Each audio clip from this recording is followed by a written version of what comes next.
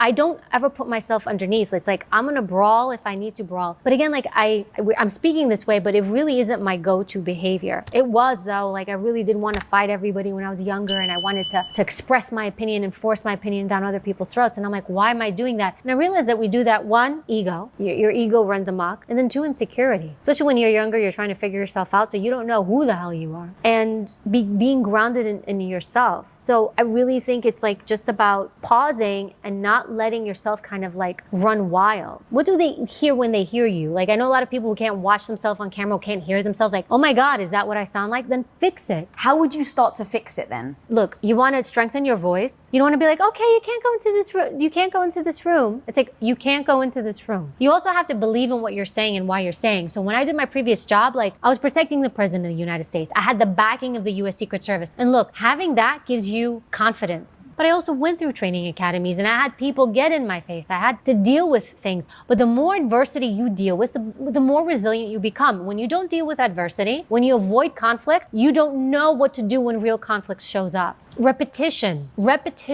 and creating habits that are healthy so that when things happen, you default to those habits and you pull out that version of you. So I have that version of me that's the stand your ground version. So if somebody can come at me or do something or betray me, I'm not going to come at them at the most obvious of ways. I'm also not going to do anything that brings me lower. You know, and it gets really hard, man, because that Greek part of me and that Queens part of me wants to come out. But I won't call that person names. I really will control. But I'm like, I'll fix you in some other way. But the right way, the best way, the strategic way, not to hurt you, but to kind of get you out of their way. There's two main reasons, there's two types of personas to be careful of. People who are extremely self-righteous and people who use justification. Let me start with justification. When I did interviews, polygraphs, I would interview people who did really horrible things. And can I tell you, they would almost always justify it. We would have the saying, any person can do anything at any given moment in time, given the opportunity, because you can justify it to yourself. Well, I punched him or I hit him with a bat because he shoved me. That's justification. Or I'm going to go after him and his money, or after his family because he did this to me or she did that to me. And justification is very dangerous because you use that to justify you doing something bad, or somebody else will use that to justify harming you. At the end of the day, what you're doing is horrible. Just be aware of that. You're just justifying it to yourself. Even when I interview people who committed crimes of passion or just crime in general, well, I did this to her because she did that, because she led me on, because she teased me, whatever the case may be. Or because she,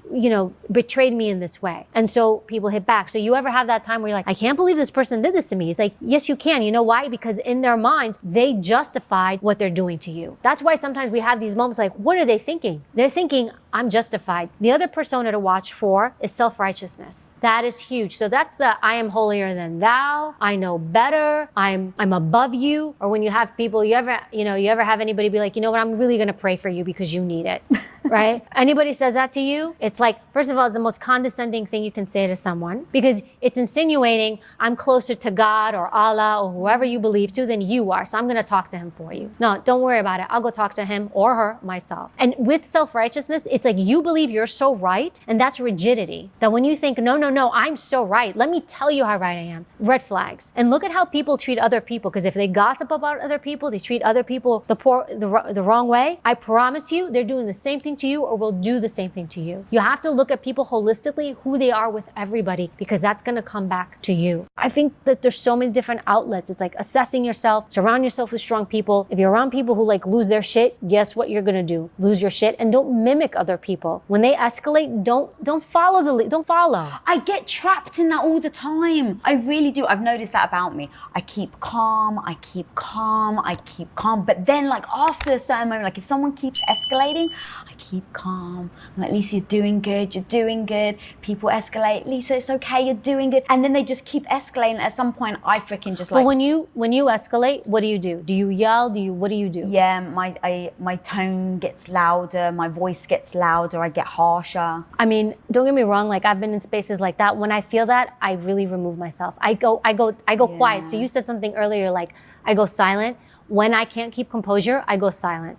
If I disappear from someone's life, I'm done. Or I've gone silent, like I'll remove myself, or even the situation, and I'll come back. But if I can keep composure, like I will assert myself. Like you have authority, assert it. And authority doesn't mean being a jerk.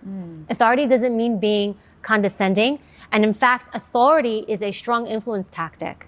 When you are perceived as an authority in something, people will acquiesce to you more. This is why we acquiesce so much to doctors, because we see them as authority, law enforcement because they've got a uniform on, financial advisors. So many people acquiesce to them because we see them as an authority. Meanwhile, like they could have graduated at last in their class.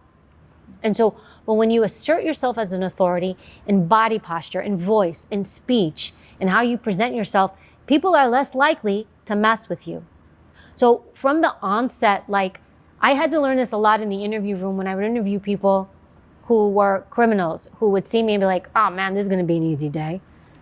Because I worried about that initially. But I controlled that from the moment I met that person. From the moment I met them, from the moment. Break it down, what do you mean by that? Hi, how are you? I'm Evy Poumpouras, nice to meet you. And if I wanted to throw in special agent, I freaking would. Hi, I'm Special Agent Poumpouras, nice to meet you. Come with me. Now, granted, this was an interview environment, but I set the tone. Now this person understands that she's an authority here. I established myself as an authority.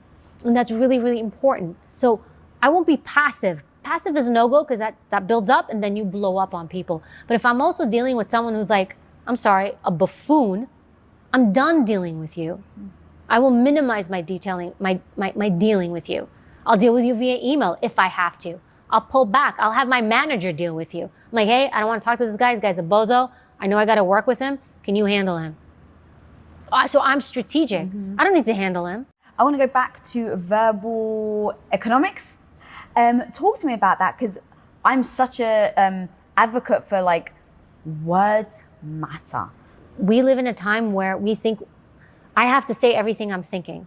Like I was mentoring this woman once. She's like, I talk really fast because I'm trying to get everything I'm thinking out of my mouth. And I'm like, why? Choose what you let out. Not every idea that pops into your head should you verbalize. Because when you do that, you're not putting weight into your words. So verbal economics means choosing your words thoughtfully. And then what you're about to say, think of it as money. Right. And the more powerful and impactful the words, the more money you're putting down.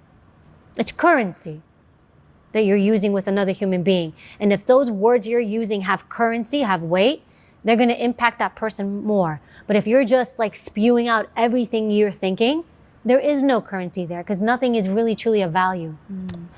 Look, it's going to happen where people and things are going to come out the wrong way or say the wrong thing. But when you can slow it down and really use this mindset of verbal economics, my words matter and they have weight, that they impact another human being in some way.